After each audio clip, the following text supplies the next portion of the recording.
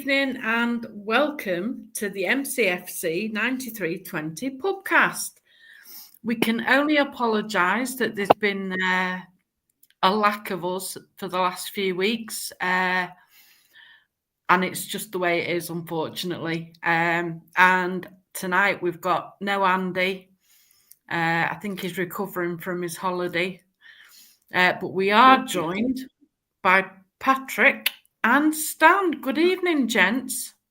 Good evening, AMC. Why am I getting the full title? Am I in trouble?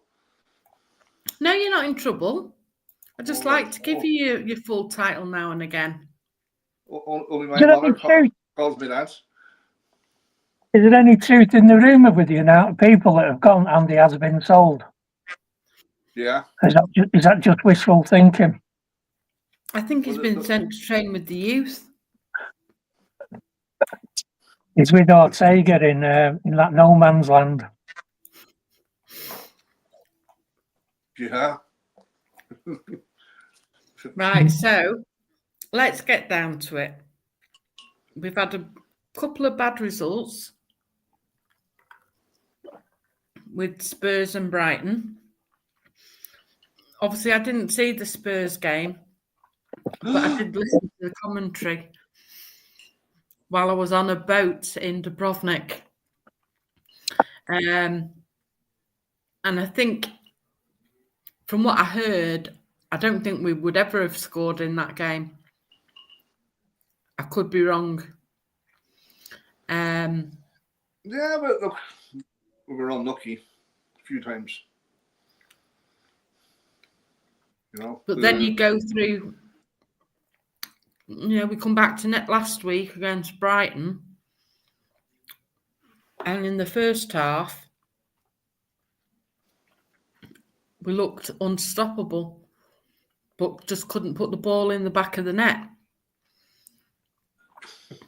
That is a familiar ring. Yeah.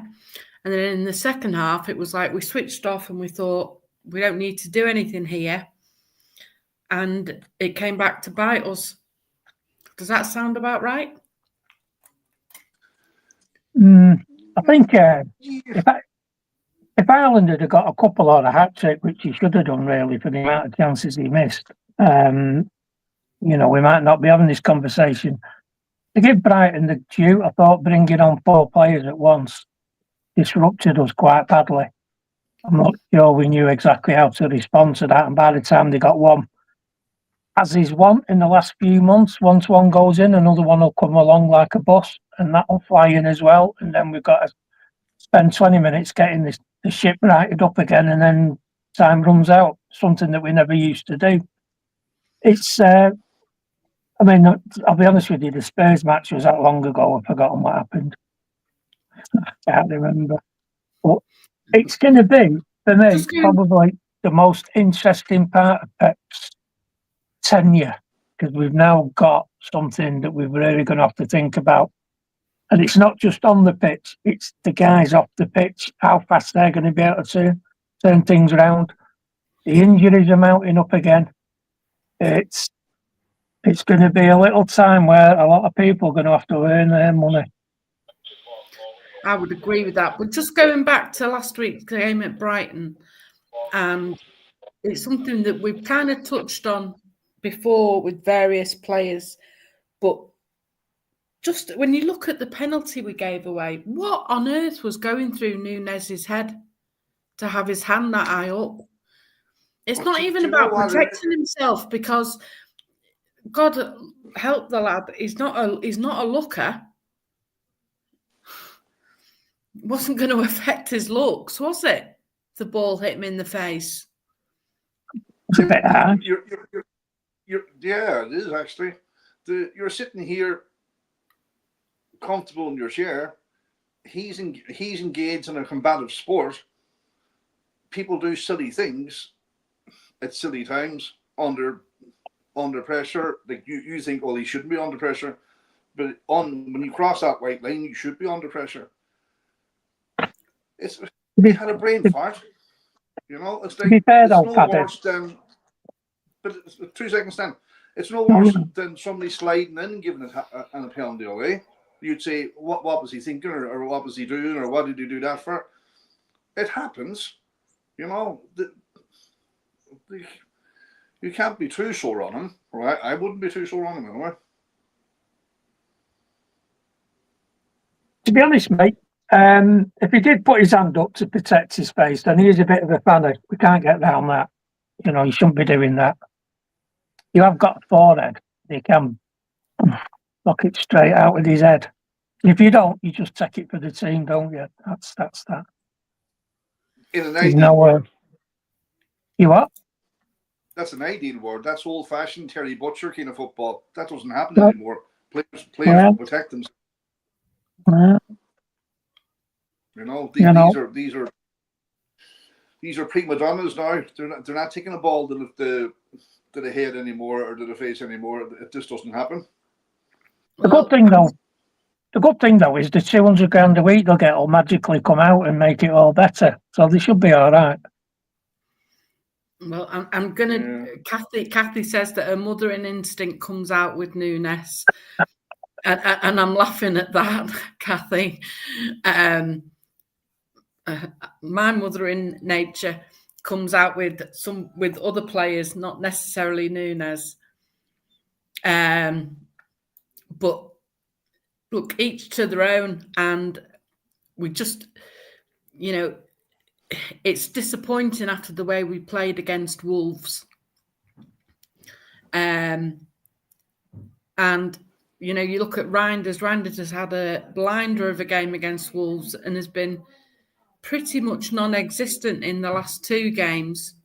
So it's interesting to see what's going to happen. And then even with, you know, if you think we had the transfer window at the end of on Monday, wasn't it? Yeah. The transfer window closed Monday, and we brought in Donnarumma, but let Edison, Akanji, and Gundogan go. And there's three very experienced players there that we've let go. And really, did we bring in the players that we needed to? Because if you're like me, you'd be saying, why did we not bring in a right back? Right, I can address that one for you, Anne-Marie. We were talking about this right back in January, and there was this great big list of players that everybody, and to be fair, just about everybody agreed that Edison, it was time for Edison to go. We're looking at Gundogan, Akanji was getting a bit, Aki was getting a bit, Jack Grealish was getting a bit. Who else was there? Was about 7 or 8, and we did say if them 7 or 8 went, that is a massive, massive, massive amount of experience going out the door.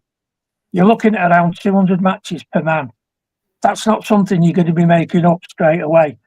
Now, with the combination of the injuries we had, we brought in half the team in January, and they are still there. So this year, rather than this transfers little summer session, we'll be looking at that right back. I think we've got somebody in mind, and if it doesn't match what we want, we won't get them. I think they'll let it go. They just say, you know, and it's going to, and that little argument of putting up for that will come at the price of contradicting that by saying that when Donnarumma came up, we had to go for him. He is one of the world's best keepers. When plays like that, there are certain players that when they come up, if you can make a deal, you do it. Now, the thing that spared Donnarumma there was it wasn't a huge amount of money. It wasn't an 80, 90 million. If it had been, he wouldn't have come. There's no doubt about that. So if we couldn't get into the transfer I don't know. I mean, it's hard because you're talking about City, but if we did mark 65 million for a certain class of player at right back, and that class of player came up, we would have got one. Livramento is the one that everyone was talking about.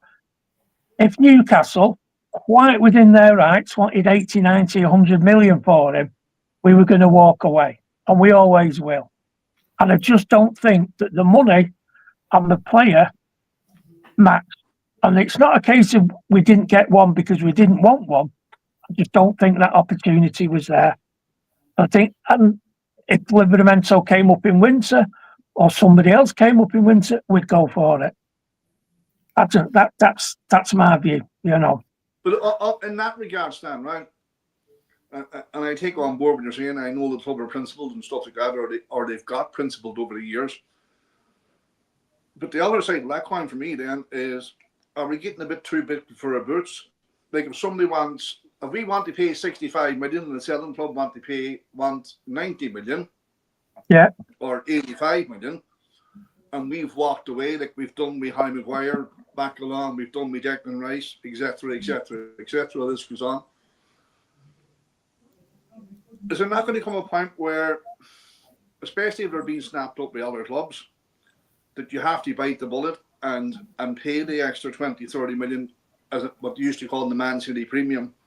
Because it's not to say we're not making it in EDL sales and player sales and stuff like that. So are we getting too big for our boots or too principled? Maybe them lines need to be relaxed a bit. Again, you're going to have to know what goes on behind the scenes on that, because they might have thought we only really want to pay 45 million for Donnarumma. And then they thought, well, all right, then we'll pay the extra 10. It's difficult, and I'm not trying to defend anybody here, but because we're not privileged, and Andy isn't here, who could tell us about everything that's going on behind the scenes, we don't really know. So we might have extended it a little bit. But then again, you know, you look at the goalkeepers we've got now. We've got Trafford and we've got Donnarumma. I love Edison to death. Nobody will ever, or if you're a City fan, ever criticise Edison for what he's done for us. But everybody has a certain tipping point. I was in bits when Colin Bell left. I've still not forgive the club for that. I'm even more pissed off when they got rid of Gary Owen and Peter Barnes. These things happen. But we've obviously sat down and thought, right, there's two things going on here with the goalkeepers. We've now got a better setup with Donnarumma and Trafford, and we've also done Edison and Ortega. The other crucial thing is, which has to come into thinking, is we now have only one keeper who's a foreign slot. We've opened up a foreign slot now. So maybe that foreign slot can go to the right back.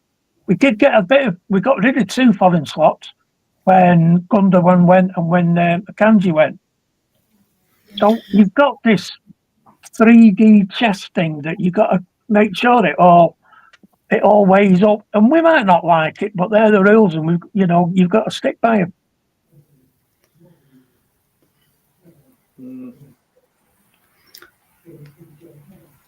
I'm not disagreeing with you, Stan, but I just kind of think,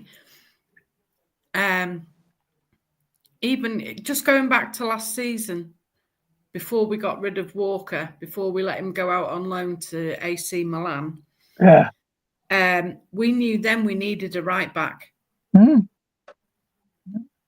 Sorry, Mike, Walker was hounded out of the club. There's another. Walker was hounded out of the club by the fans, and he's made reference to that a couple of months ago, that when the shit was hitting the fan, he got the blame. Like, he's one of 11. He is one of 11, Paddy, but when you watched a lot of the mistakes that were made, a lot of them were his. So there's 11 players on that pitch. How many of them were perfect?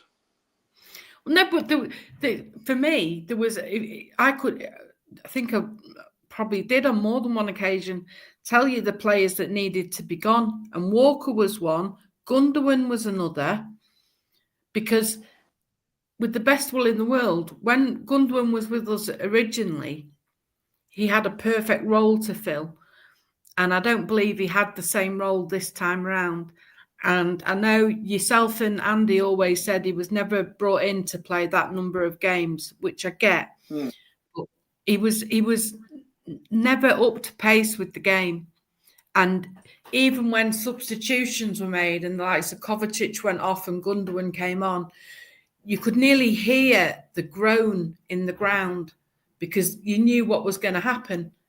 And so I just wonder sometimes when we know that far in advance that we need a certain player or a certain position, why we now go into a new season without having filled that position, because with the best will in the world, neither Lewis nor Nunes are going to fill that role.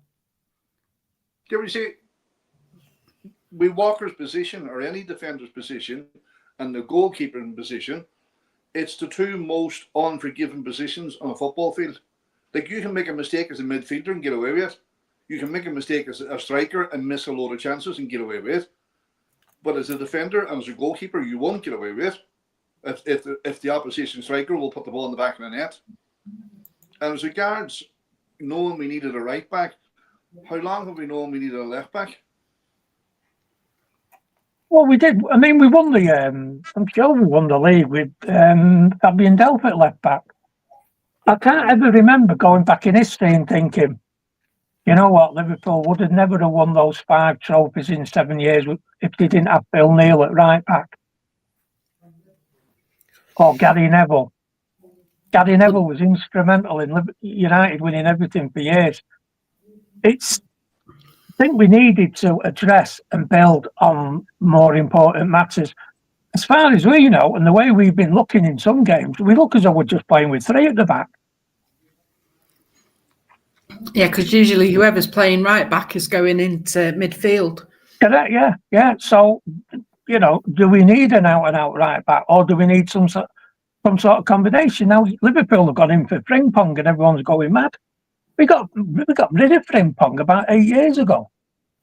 And it was like, nobody said anything then. Nobody was bothered about him. He's been to Germany. He's playing... I'm still not bothered about him. No, I mean, he's playing like FC Sauerkraut or whatever. He gets half a dozen hat-tricks of assists in 2 games and he's suddenly a world beater. It's like, hang on a minute. These are the things. And again... See what you're saying, Stan? Like, what you're saying makes perfect sense, because Pep has chosen this inverted right back and overcrowd the midfield when we're in possession, or when we're attacking. So do you need a specialised right back then in that situation where that's where Lewis comes in his own, that's where Nunes comes in his own, the overlapping runs, and both of them can cross the ball and Lewis can find space. So we don't actually need, but the problem with that approach for me, that was exposed at the Spurs match when the Spurs pressed, then you kind of need a specialised right back then, and it wasn't working.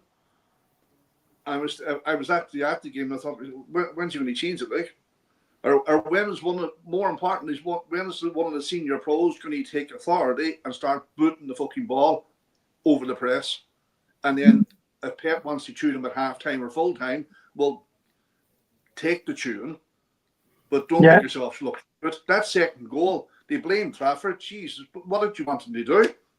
No, I mean, that's the thing, though. I've got a feeling, and we did mention this back in January, Paddy, we were talking about how to get the best out of Ireland.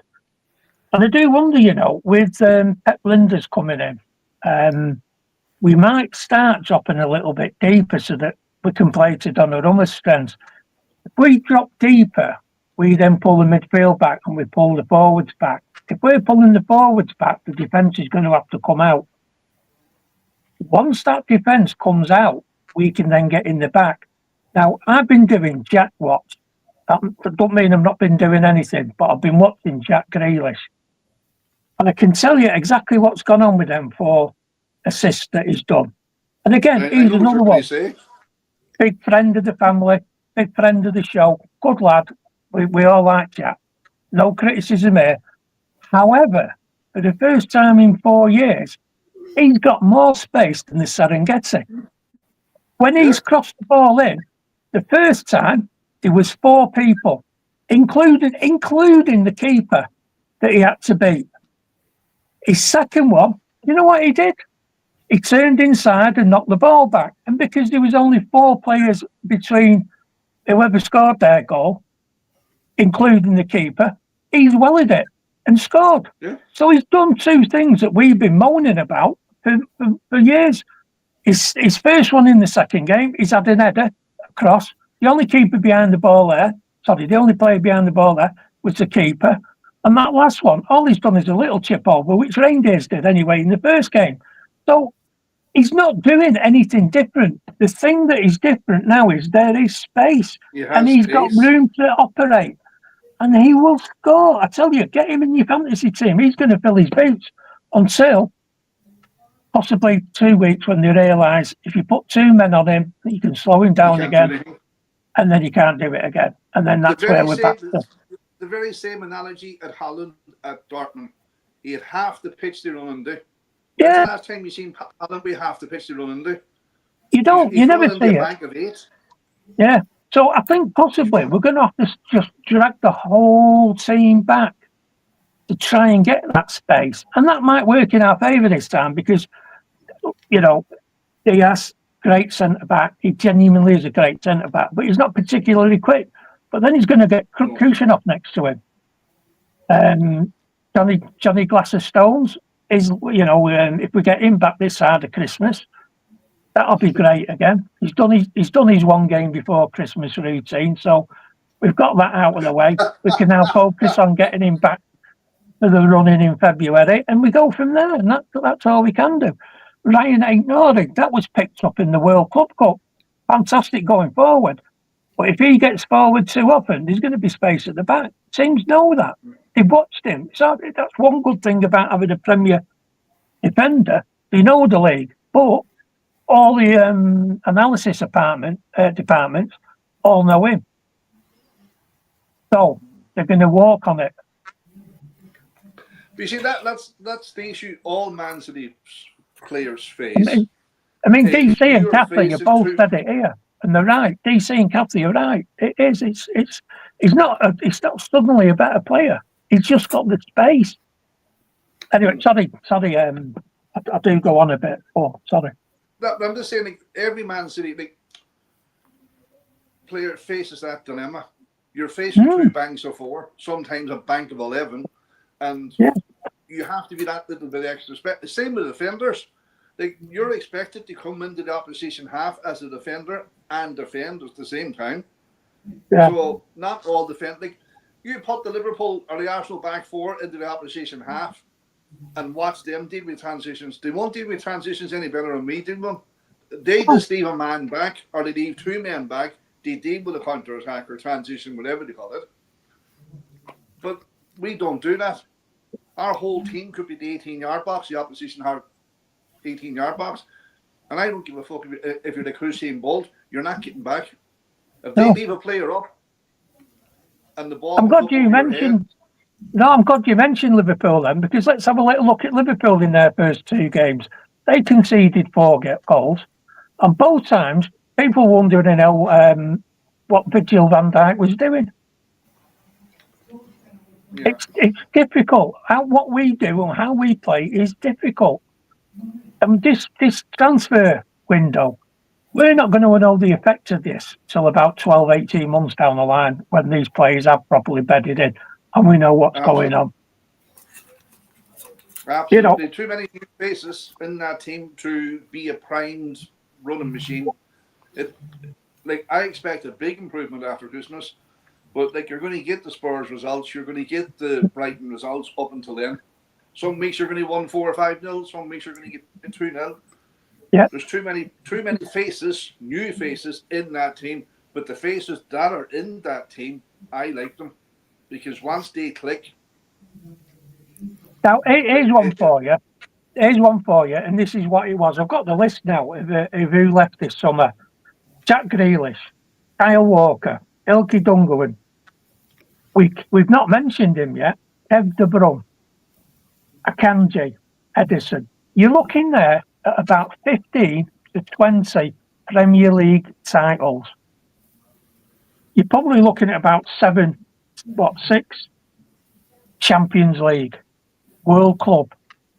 All that experience has suddenly gone out, and with all due respect, Reindeers, Altniori, Jerky, Trafford, not Donnarumma, we'll keep him in. Barmouth, Gonzalez, Kushinath, Reese, Savini, well, not Savini, he came last year, and Reese. They've not got one Premier League between them.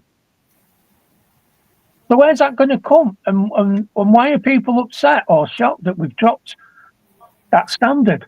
But we had to do it. He's not just ripped the plaster off here. He's gone straight in and absolutely terrorised the arm or the leg. I was saying to Anne-Marie before we come on, do you not think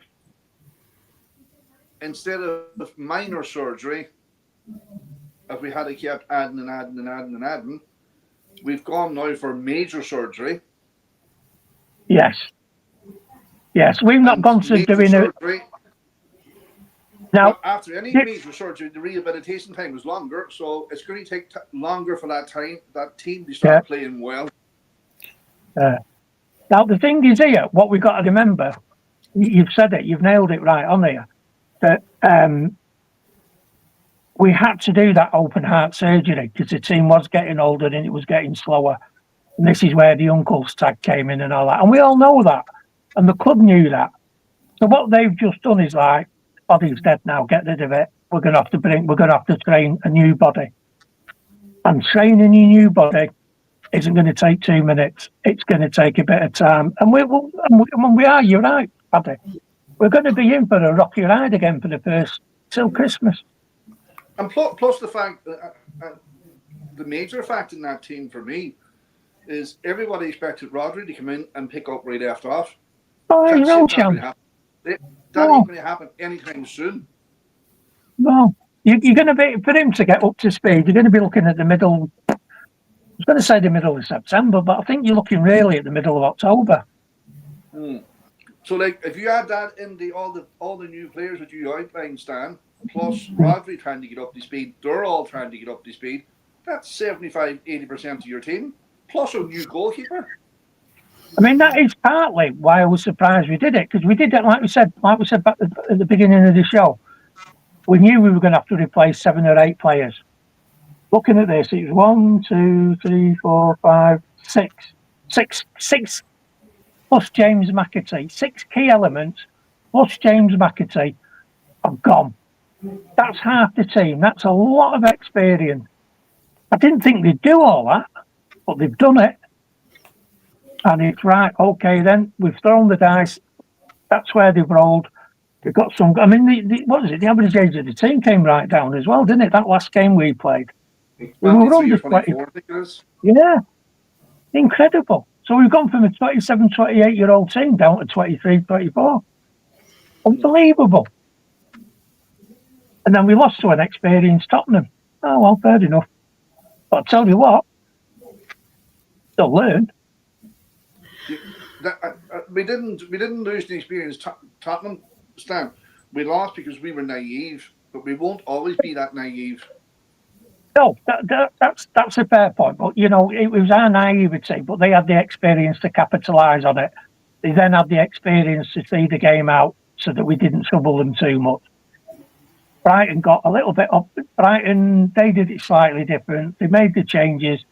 They gave us too many questions at once, and we couldn't solve it. If we'd have had them 6, 7 players in 3, 4 years ago when they were in their form, we would have solved it. But we're not, and we're going to have to learn that. You know, it's not. Andy's on. Andy's on. He's commenting. I'm just going to read the comment, Paddy. The panel looks like a scene from the Undateables, is it? Yeah, that's from Andy. The fucking Omar Sharif himself. The fucking tide wouldn't take him out. Like he's got room to talk. Yeah. I know. But again, for him. Have you looked at that bench stand, right? Against Brighton. There was only one player on that Brighton bench that could have come off and changed that game. The rest weren't. They hadn't the capability to come in and change the game. There was only one player because you had Foden out, Cherky was out. Like all your creative players weren't available. It worries me that we're not even a month into the season, and we've got Stones with a possible muscle injury, who didn't pull out of the England squad till Friday, yet actually turned up with the injury. So why he was there till Friday, I do not know.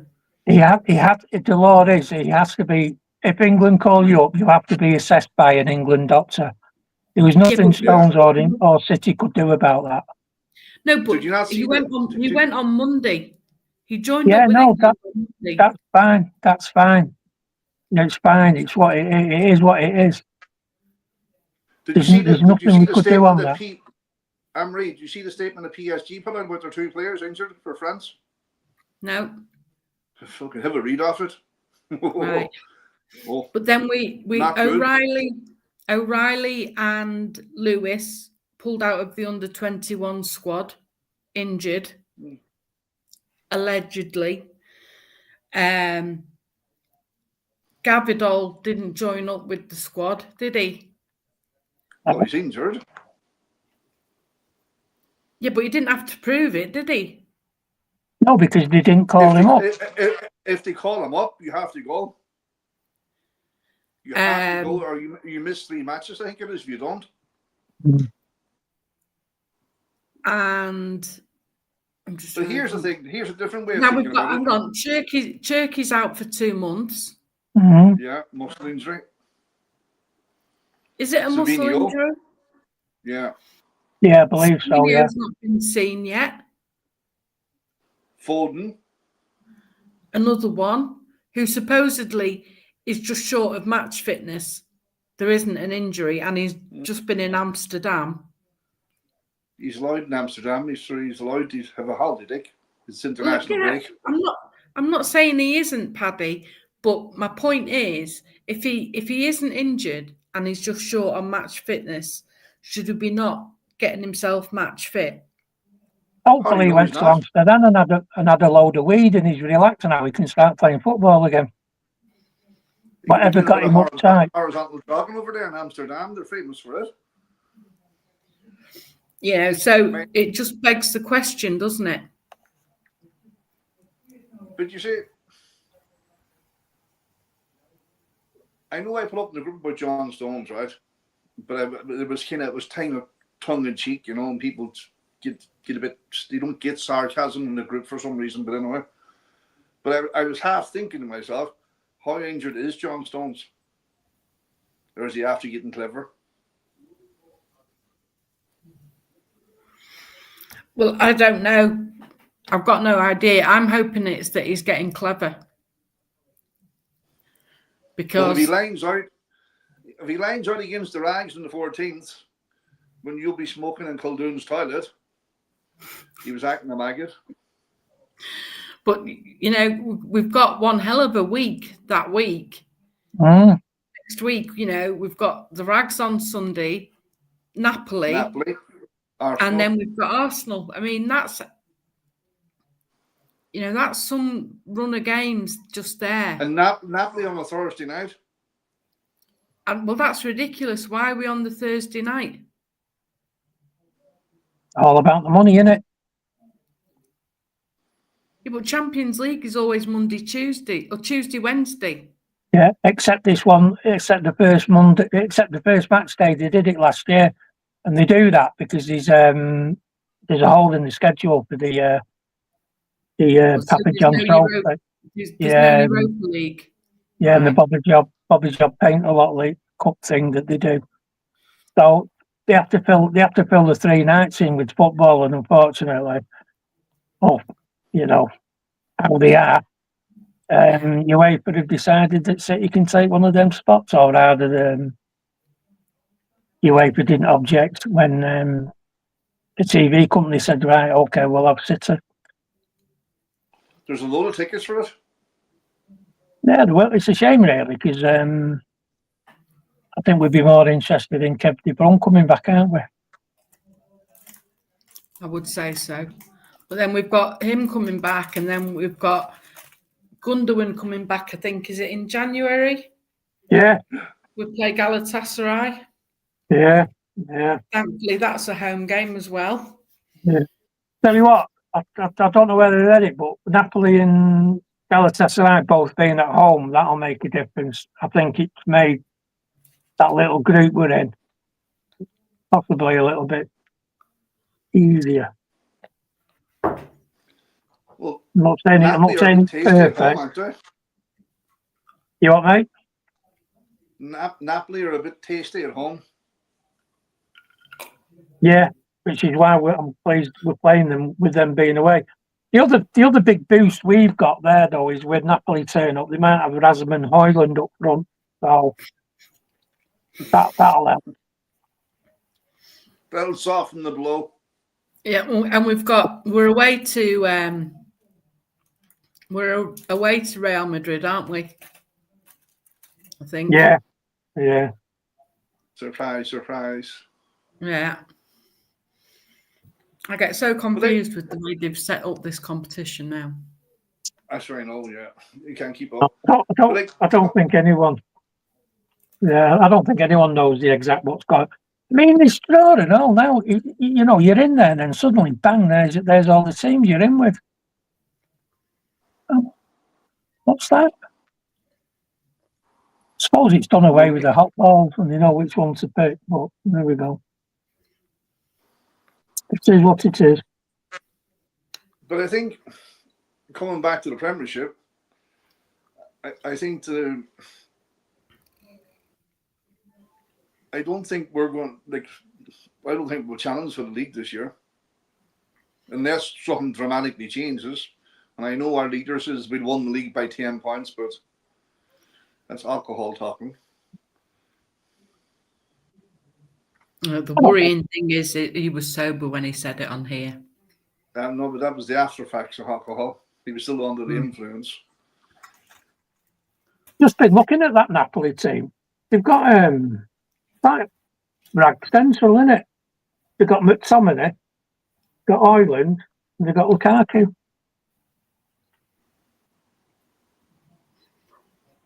Have you got Lukaku as well? Yeah, unless he's moving. Oh, mind you, he won't play. He's injured. Yeah, he's out now till 17th of December. So. Yeah, but he's still there apparently. Yeah. Well, he never scored against us anyway, did he? No, it's a shame that. Could have done with him being. Who do you think should be the number one keeper, Stan? I think he's going to be Donnarumma, innit? I have to say, though, Trafford pulled off some great saves last week against Brighton. He did. I'm just hoping that they drive each other on so that they both get better. Now, I know the keeper is the keeper and you can only have one, but I noticed a big outcry of suddenly the press were very concerned about a City player. Never been asked about us ever, but because it was like a backhanded chance to stick in the ribs. Oh, what about Paul James Trafford? Suddenly became very concerned about the welfare of a City player. It was interesting because they never brought that up again about Iteke, who's just signed for Liverpool and has suddenly been eclipsed by a guy in the same place for over 120 million. Are we all going to have a bit of sympathy for them now? Funny how these things work, exactly. Isn't it? You see, you can't read anybody that reads the media. You're only asking for trouble as a Man City fan. Like these are die-hard Liverpool, Arsenal, and Man United fans. Even Pep pulled them out in the presser when they were asking questions, and Pep says, "Oh, you're Man United. You must be very disappointed, are you?" And your man says, "No, I'm not." He said, "Come on, you can tell us you're Man United. We know you're Man United." So, what makes you think a die-hard rag or dipper is going to write good things about Man City? You know what?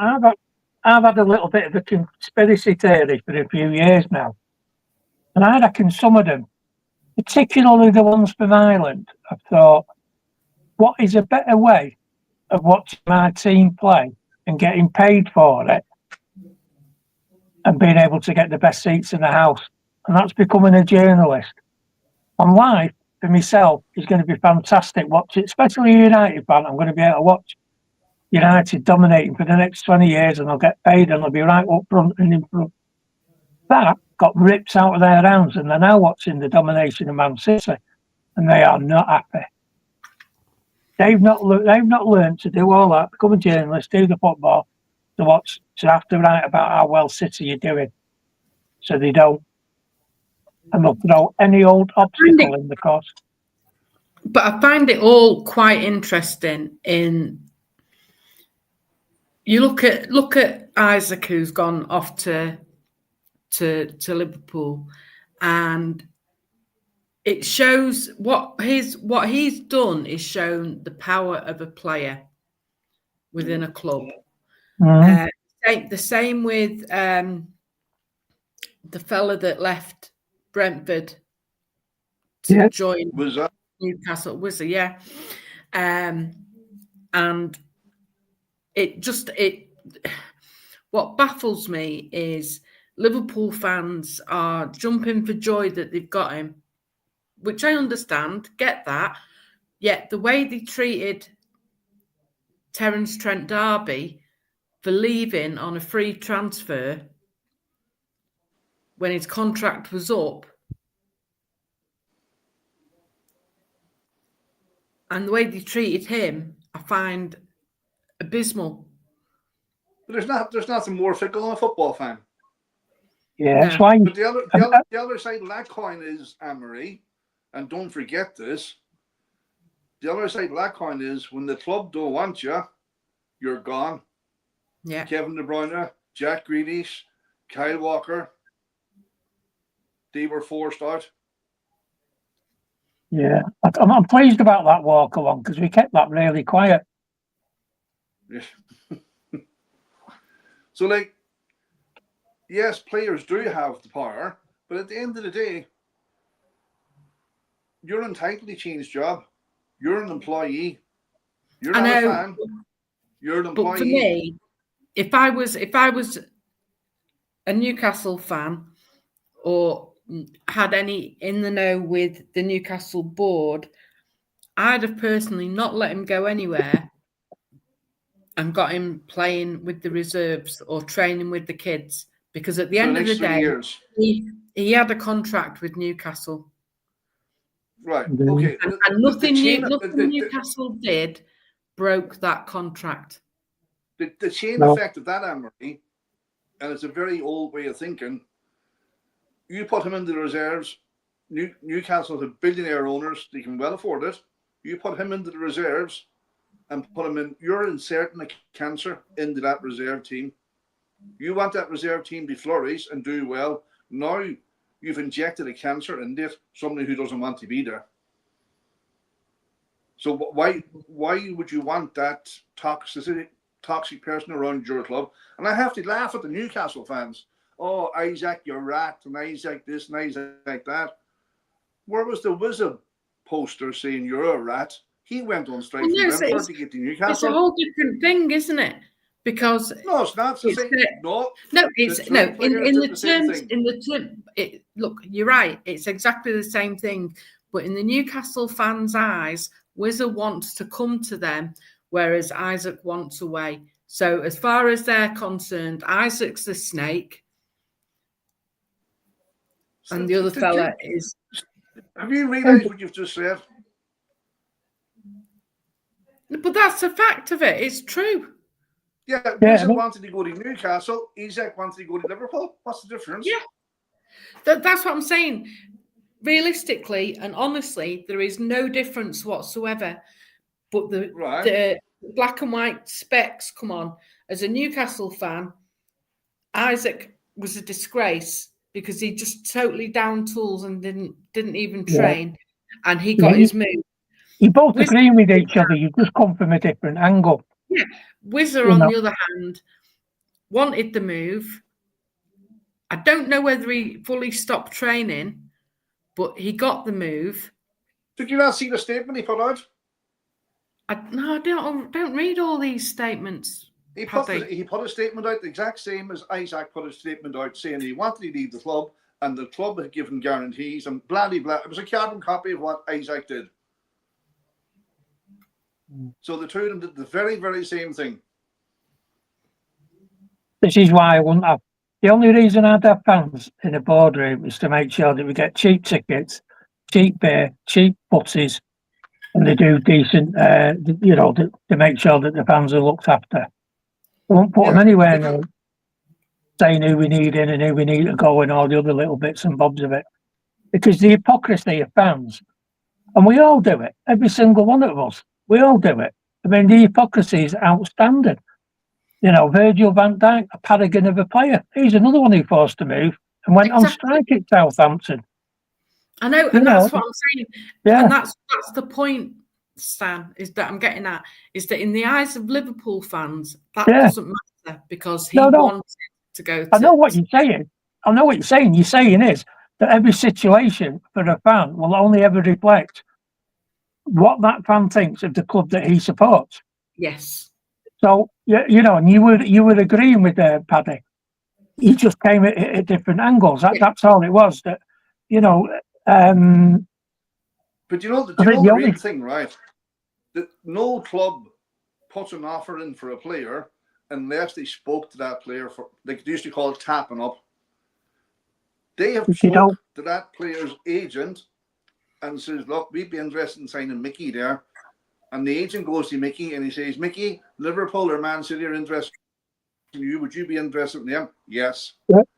Let's just look at Morgan Gibbs-White from Morgan Gibbs-White at Notts Forest.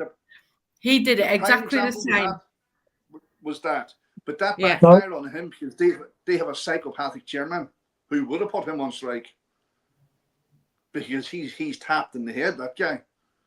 They qualified for Europe and he went in the at the balls if you're off Nuno on the pitch. And then he threatened legal action against Levy. And there's another strange one. Why did he suddenly go? I think he knows what's coming. And he's trying to cover his back before he goes. Yeah. He knows what Man City are going to do to that Premier League when it goes tits up.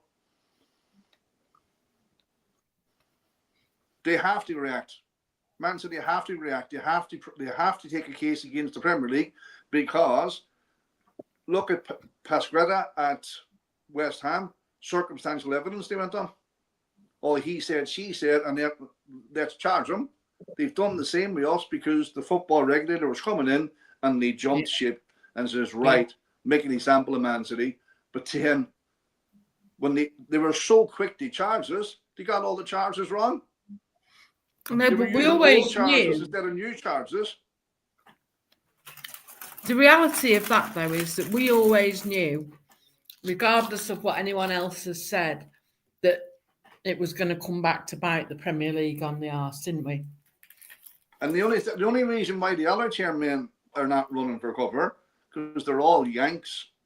Arsenal Yanks, Liverpool are Yanks, United are Yanks. They're untouchable. Where Levy lives in the country, he'd have to deal with the fallout. And when you look at all the teams that did kind of slag us off, Burnley, for God's sake, were one of them. Yeah, Tottenham, United, Liverpool, Arsenal, and with Villa won. No, I think Leicester was one. Leicester were one. What did Ken call them? A dirty nine. Yeah, and so these, and I think the majority of them, like you say, are Yank owners. Yeah. Well, I will ask Caldoon that question on Sunday when I'm dining with him. Don't be blowing smoke in his face. I won't be blowing smoke in his face, but I will ask him if they would like to take legal action going forward. You'll be in the posh toilets now on the 14th with smoke alarms above your head, so don't be smoking. I know. I won't be smoking. I can picture it now, Paddy. Here, Caldoon, can you hold me a pint of whiskey and need to drop the kids off at the pool? I don't have kids. No, it's a euphemism, isn't it? Yeah. Yeah. No. But don't go now. They'll be squitting all day. No, Blue Heart, I'm not picking up the bill as Mr. Caldoon is. It was his invitation. Right. You can't ask a lady out and then not pay for it if you've asked her out. Exactly. Stan. We're from a different generation, Stan. Them young'uns wouldn't understand that. They're all fucking splitting the bill on Revolut. Yes, this is very true. Them days are gone woke now. Not if they're going out with me, they're not. You know? But is woke just something that somebody's not happy with? Is Des Walker gone woke because he's gone to Burnley? No, it's not that. It's woke is I think it's like when you take things to extremes and... But it's not, is it? If you look it up in the dictionary, to be woke is to somebody who's switched on and knows what's going on. Yeah, but that's not the meaning of it in this day and age, Stan, is it? No, it still is. You do. I mean, there's no doubt about it. You do have people who will use it as a form of, looking at it, he's gone woke. But that is what it means. I suppose it's like the word queer, isn't it? Years ago meant something peculiar, and now things do evolve. There's no doubt about that. Words evolve. But no. Anyway. Right, let's get back to is it woke to criticise Haaland? Because if he doesn't score, we look like we're in trouble. But then why are we not saying the same about Mamouche? Because he doesn't play. But he has played. He started last week against Brighton. Yeah, he missed 2 chances early on. Yeah. Him and Ireland's actually, it could have been 5-0 up at half time.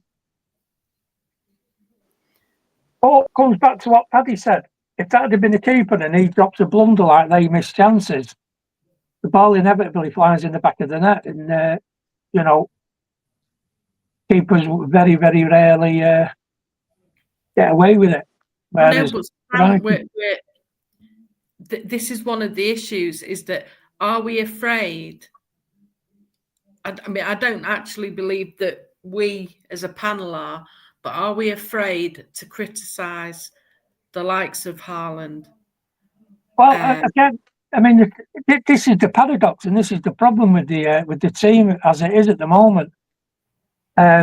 Is it fair to criticise Haaland? He misses a lot of chances, but then again, with the number of matches he's played and the number of goals and assists he's scored, he's worth a goal a game to us, and that's huge. Well, it is huge because, like last week, it was his 99th goal in. Was it his 99th or was it his 89th goal in 100 games? About 89. So his record, as is, speaks for itself, and you wouldn't really criticise somebody like that. But it doesn't mean he doesn't miss soft chances. But that is what happens when Messi. He misses penalties left, right, and centre. You would have thought somebody who can welly the ball through a worm's ass from 40 yards on a free kick would be able to hit a ball from a 12-yard with just the goalkeeper in his way. There you go. Reg makes a good point. Yeah, no, he's right. He does. But then again, if the centre of the it brings me back to the Tevez days. This. Tevez was the only one that could shoot the gun. So if he scored, everything was all right. If he missed, he scored loads, so we'll be all right. The problem is, when we were scoring 100 goals and what have you, we didn't have either of them, and players were chipping in. Have we become a little bit predictable? I mean, I'm asking these questions. These are all things that I would be thinking. Well, it's a bit like how we, if you look at when Aguero went, how many years did we play and win a title without an out-and-out striker? That's exactly what I'm saying, yeah. Yeah. People harp on, we need a right back, we need a right back. We won the league without a left back. We won the league for about 2-3 years without a centre forward. Because nobody knew where anything was coming from. Sorry about this. Mahrez would chip in. Sterling would chip in. Everyone, Sane would chip in. Everyone was all chipping in, left, right and centre. Foden was chipping in. Are we getting a little bit strangulated up front? These are questions that, podcasts are there to ask. I'm not saying we've got the answers. If you have the answers, I'd be managing them myself. Which, by the way, on last year's dismal form, I think he should have been managing them. Oh, go on, anyway. Right. Would anybody like to answer this question for DC? Who's that? DC. Madge from Benidorm. Oh, no. I've never seen that, even though I'm in it.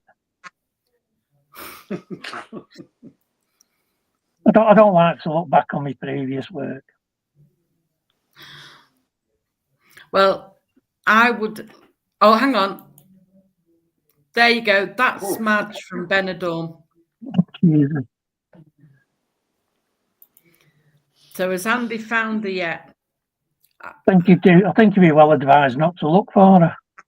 Well, as he was with his wife while he was away, and I have to say, he most definitely is punching.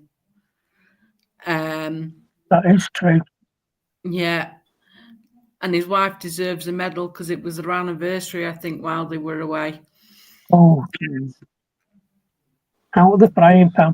The poor woman. So it's going to be interesting. Are we positive for the derby or what? I am. 8-0. Well, I'm not going to go 8-0. I'll stick with my 3-1.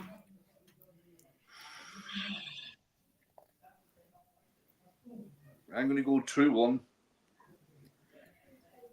Andy, seeing as you're hiding out there in the comments, you might as well give us your prediction.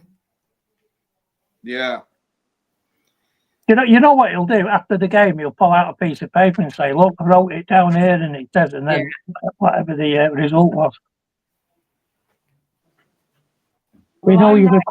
I'm writing down our predictions here. So we know you're a cook tricks, Mr. Savage.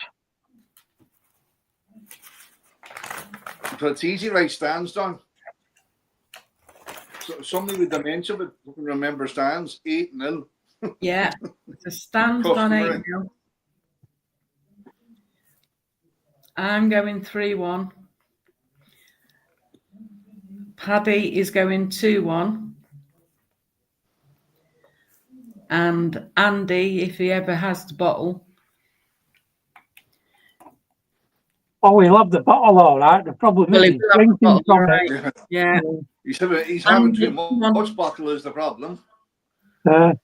Come on, Andy, give us your prediction for Sunday. We know I've got a feeling as the night goes on, it could be anyone's bottle. This is also very true. Especially them photographs he puts up. I know. No. Oh, Blue Heart, you're upsetting me. Put the comments up, we can't see them. There you go.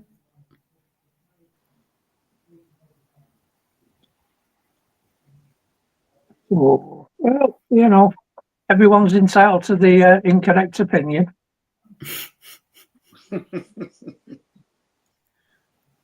Oh, house captain's more our way of thinking. Yes, there's no house captain. God, that's why you got captain in there and not house.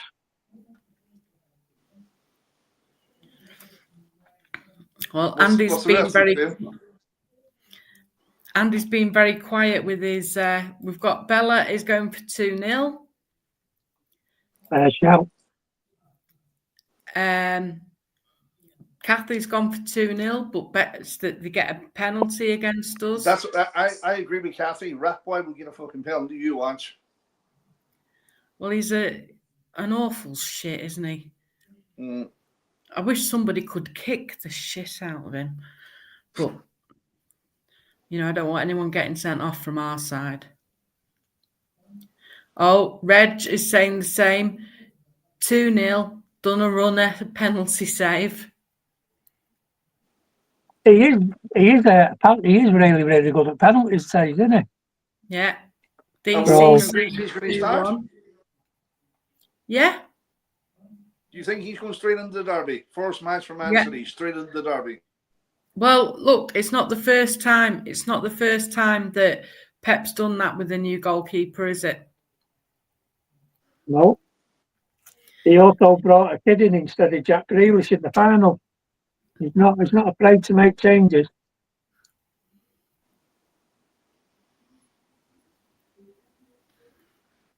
I don't know. No, well, it looks like Andy's afraid to tell us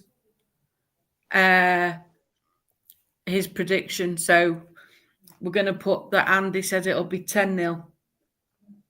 I mean, forgetting Paris, let's be honest, it's not like Donnarumma hasn't got experience of a big derby. He was in, I don't know, how many Milan derbies did he play in?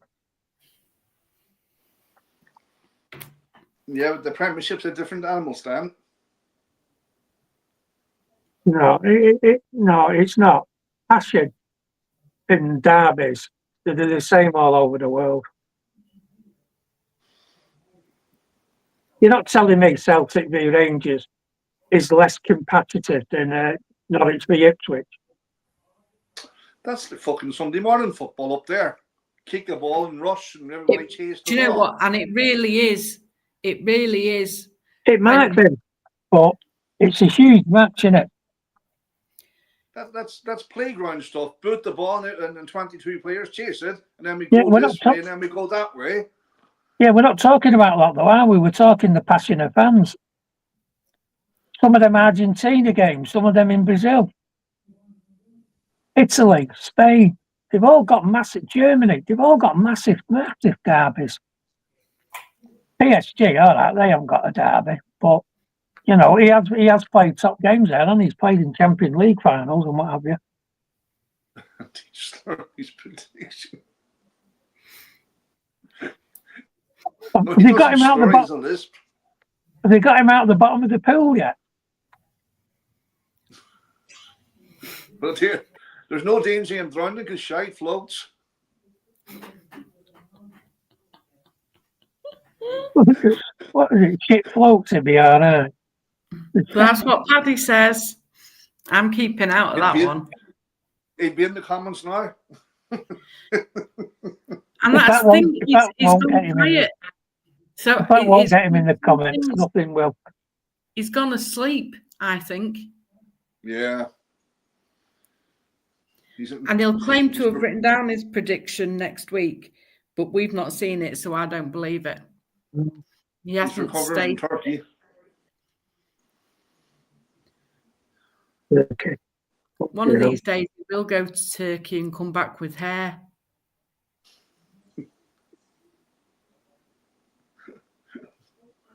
Unbelievable. I'm not saying where either. Right, folks. Will we call it a night? We'll call it a night. Yeah, we might as well. Is he paying us? No, he's not paying us. You know that. Well, he's paying me. In which case, I'm leaving. Right. So, thanks everyone for joining us. Thanks, Paddy. Thanks, Stan. At least for once, we had quite a bit of sense talk tonight without some knobhead interrupting us with his, lisp. With his lisp, yeah. The amount of what is it? Football per minute. We've had a higher rate of football per minute than we have in a long time. Yeah. So I'd like to thank you both for joining me, and for everybody in the chat. As always, you've made me laugh, and We could not do this without you. And as far as I know, everyone will be back next week. I think it's unlikely that I will join you because I'll be, relaxing in the chairman's lounge. So won't be rushing home after the game. But thought for the week. Thought on this Manchester derby. Thought for the week. Remember, folks, we can't do this show without you. However, we can do it quite easily without Andy. Rest in peace, folks.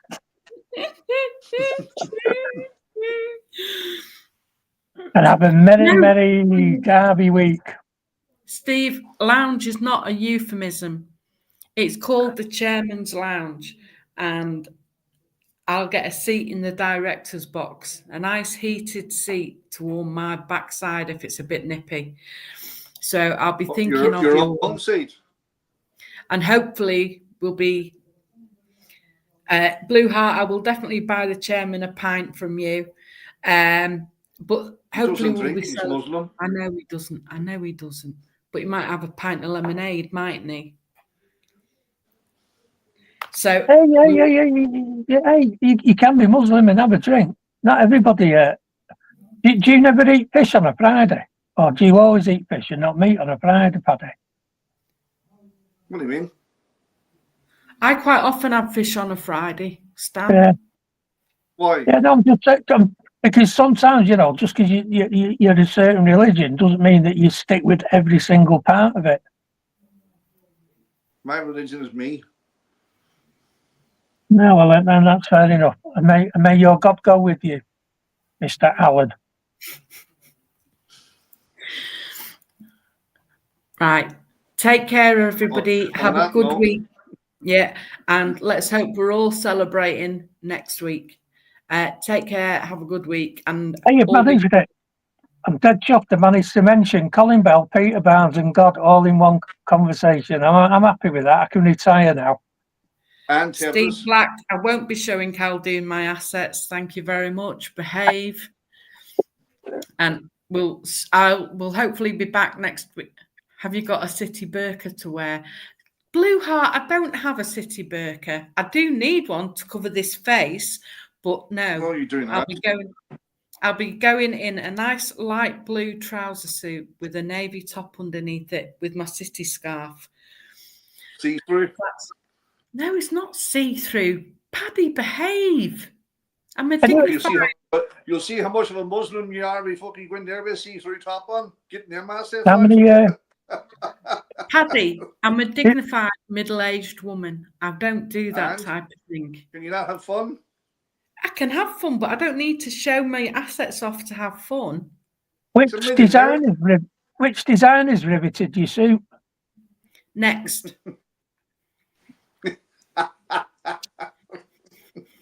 The city shop. I can't wear my city shirts. You know that. That's the rules. What, not even the one with the tassels? The one you wear in your OnlyFans account. DC, I am a refined lady. Thank you. And I'll be all being well. I'll put some pictures up in the group when I get back, so you'll be able to see what kind of a day I've had. And you get to see my dad's picture as well, because it's all about him, really. Yeah. So have a good week, everybody. Thanks, everybody, for joining us. And all being well, we'll see you next week. Take care. Bye. Take care, folks. See you now. Bye, folks.